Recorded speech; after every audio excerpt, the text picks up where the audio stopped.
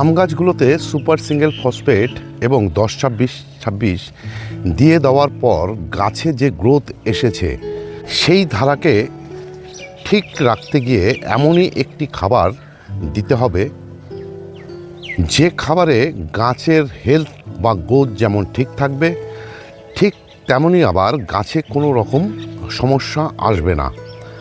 আর সেসব নিয়েই আজকের ভিডিও।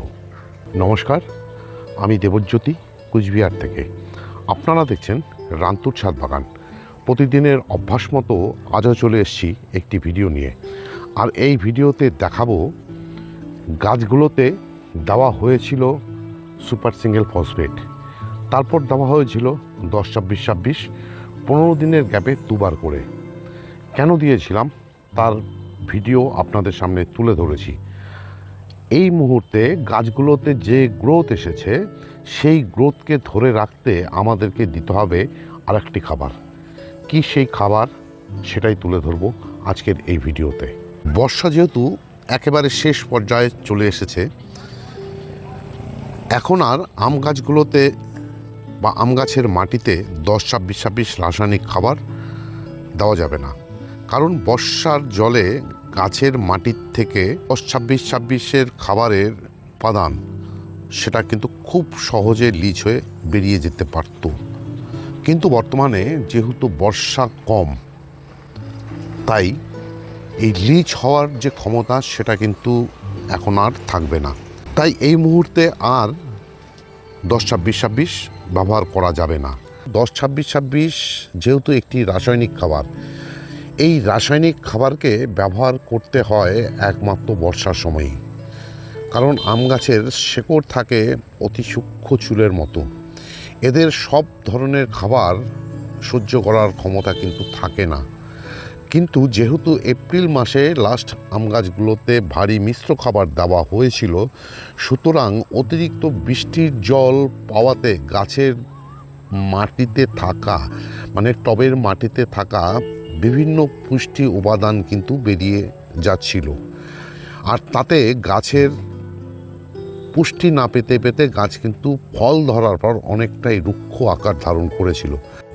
আমার ভিডিওতে 10-26-26 ব্যবহার করার কথা যেদিন আমি বলেছিলাম, সেদিন কিন্তু অনেকেই আমাকে এই 10-26-26 দিয়ে দেওয়ার বিষয়ে নানা রকম কথা বলেছেন বা নানা রকম কথা শুনিয়েছেন।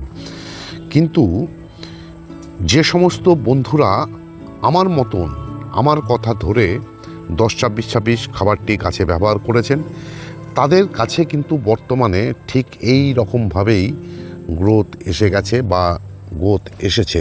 আমি 10-26-26-এর গুণাগুণ নিতে পারি জন্যই আমি কিন্তু আমার আম গাছগুলোতে এই 10-26-26 খাবারটি ব্যবহার করেছিলাম দুবার, এবং তার আগে একবার দিয়েছিলাম সুপার সিঙ্গেল ফসফেট।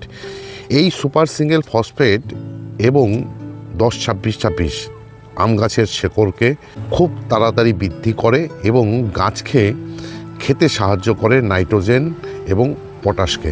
আম গাছ পটাশ জাতীয় খাবার এবং ক্যালসিয়াম জাতীয় খাবার কিন্তু খুব পছন্দ করে। আমি যেহেতু আমার আম গাছগুলোতে ক্যালসিয়াম জাতীয় খাবার ব্যবহার করি প্রতি মাসে একবার করে। ক্যালসিয়াম যেহেতু আবার ইমোবাইল, সুতরাং তাকে পাতায় বা ফলে পৌঁছে দিতে পারে একমাত্র কিন্তু পটাশিয়াম, যার জন্যই 10-26-26 খাবারটি কিন্তু আমার আম গাছের জন্য খুব গুরুত্বপূর্ণ ভূমিকা পালন করেছে। আম গাছের যে গ্রোথের যে ধারা সেটাকে ঠিক রাখার জন্যই দিয়ে দিতে হবে সেই খাবারটি। আর সেজন্যই আমাকে দিয়ে দিতে হবে ওই 10-26-26 যুক্ত এনপিকে খাবারের সমতুল্য কোনো খাবার, যে খাবারটি হবে সম্পূর্ণরূপে জৈব একটি খাবার। আর এই খাবারটি কি করে তৈরি করতে হয় বা কী দিয়ে বানানো হয় সবই থাকবে আজকের এই ভিডিওতে। তবে খাবার হিসেবে আমি যেই খাবারটি দেব সেটা কিন্তু অবশ্যই একটি জৈব খাবার। আর যেহেতু এখন রাসায়নিক খাবার আমি দিতে চাইছি না, যদি আমি রাসায়নিক খাবার দিতে চাই তবে কিন্তু আমি দিতে পারি কোনো ব্যালেন্স এমপিকে খাবার, সেটা অবশ্য দিতে হবে স্প্রে করে। এছাড়া দিতে পারি আমরা আরেকটি জৈব তরল খাবার, যেই তরল খাবারটি বানাতে হয় সম্পূর্ণ ঘরোয়া পদ্ধতিতে। সেটা হচ্ছে 1 লিটার জলে 100 গ্রাম ঘুঁটেকে যদি 4 দিন বা 5 দিন পচিয়ে নেই, সেই জলটি কিন্তু আমরা বর্তমানে আম গাছগুলোতে ব্যবহার করতে পারি। তবে এই মুহূর্তে আমি যে তরল খাবারটিকে সবথেকে গ্রহণযোগ্য মনে করছি সেটা হলো কিচেন লিকুইড কম্পোস্ট, মানে সবজির খোসা ভেজানো জল। এটা তৈরি করতে হয় বাড়ির সমস্ত সবজির খোসা ভিজিয়ে রেখে, সেটাকে কমপক্ষে 5 দিন পচাতে হবে। সেই পচানো জলকে ছেঁকে নিয়ে আরও তার সাথে 2 গুণ জল মেশাতে হবে, মানে 5 লিটার জলের সঙ্গে 10 লিটার জল মেশাতে হবে। সেই জলের সাথে মিশিয়ে দিতে হবে বাদাম খোল। রেশিও হবে 1 লিটার জলে 1 চামচ, মানে যেহেতু আমি 5 লিটার জল নেব, মানে সবজির পচা জল নেব 5 লিটার, সুতরাং আমাকে 5 চামচ বাদাম খোল নিতে হবে। আর যেহেতু বাদাম খোল বেশি পচাতে হয় না বা দরকার পড়ে না, সুতরাং একদিন আগে সেই জলকে ছেঁকে নিতে হবে।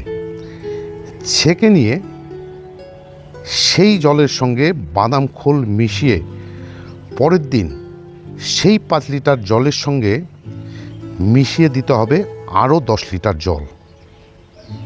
তারপর সেই তরল দ্রবণকে ভালোভাবে মিশিয়ে নিয়ে দিয়ে দিতে হবে গাছের মাটিতে। আর এই খাবারটি দিয়ে দেওয়ার ফলে গাছের যে গ্রোথ ছিল, মানে সুপার সিঙ্গেল ফসফেট এবং 10-26-26 যে গাছকে দেওয়া হয়েছিল, তাতে যে গাছের গ্রোথ তৈরি হয়েছে বা হেলথ তৈরি হয়েছে, সেটা কিন্তু ঠিক থাকবে। এরপর সেপ্টেম্বর মাসের শুরুতেই আমি গাছগুলোতে, মানে আমার ছাদে থাকা আম গাছগুলোতে আমি দিয়ে দেব ভারী মিশ্র জৈব খাবার। এরপর কি পরিচর্যা করতে হয় তার ভিডিও নিয়ে আপনাদের সামনে চলে আসব।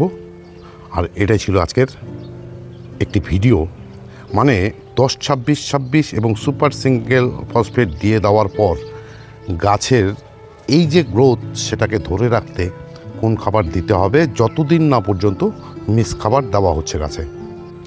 আজকের ভিডিওটি যদি আপনাদের ভালো লেগে থাকে বা ইনফরমেটিভ বলে মনে হয়, তাহলে একটি লাইক দেবেন, কমেন্ট করবেন। এছাড়া এ ধরনের নিত্য নতুন ভিডিও পেতে চাইলে আমার চ্যানেলটিকে সাবস্ক্রাইব করে নেবেন, কেননা প্রতিদিন দুপুর 2টোয় আমার এই চ্যানেলে কোনো না কোনো ভিডিও চলেই আসে। সেই সমস্ত ভিডিও দেখতে হলে বা পেতে চাইলে আমার চ্যানেলটিকে সাবস্ক্রাইব করে নিতে হবে। সবাইকে অশেষ অশেষ ধন্যবাদ এবং শুভেচ্ছা জানিয়ে আজকের এই ভিডিও শেষ করছি। সবাই ভালো থাকবেন, সুস্থ থাকবেন, সবুজের সাথে থাকবেন। ধন্যবাদ।